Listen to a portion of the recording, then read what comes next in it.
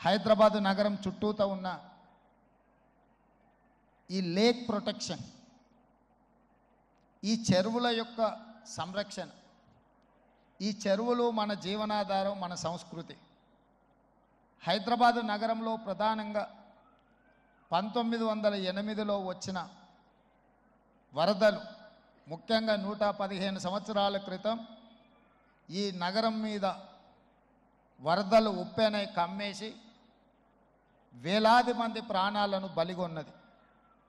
ఆనాటి పాలకుడు నిజాం సర్కార్ చెల్లించిపోయి వేలాది మంది ప్రాణాలు కోల్పోవడానికి కారణమైన ఈ వరదల్ని నియంత్రించాలి అని అంటే ఏమి చేయాలి అని ప్రపంచంలో ఉండే గొప్ప వ్యక్తులందరినీ సంప్రదించి మోక్షగుండం విశ్వేశ్వరయ్య గారిని, ప్రపంచానికే ఒక ఆర్కిటెక్ట్ అయిన మోక్షగుండం విశ్వేశ్వరయ్య గారిని నియమించడం జరిగింది.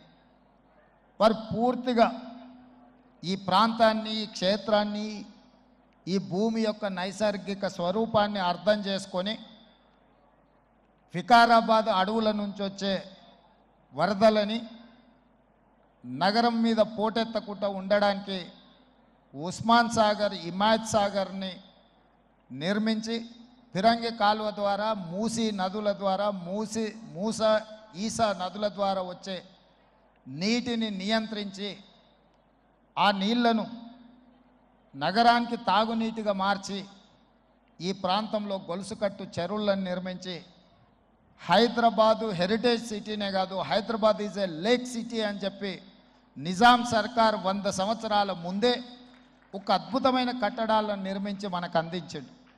వారి వారసత్వంగా వచ్చిన ఈ కట్టడాలు మొన్న జరిగిన ఎండాకాలంలో తాగునీటి సమస్య వచ్చే కృష్ణా, గోదావరి ఎండిపోతే హైదరాబాదు నగరానికి దాహార్తి తీసింది గండిపేట, అంటే ఉస్మాన్ సాగర్, హిమాయత్ సాగర్ నుంచి ఈ నగరానికి తాగునీటిని వాడుకున్నామన్న సంగతి రాష్ట్ర ముఖ్యమంత్రి నేను చెప్పదలుచుకున్నా.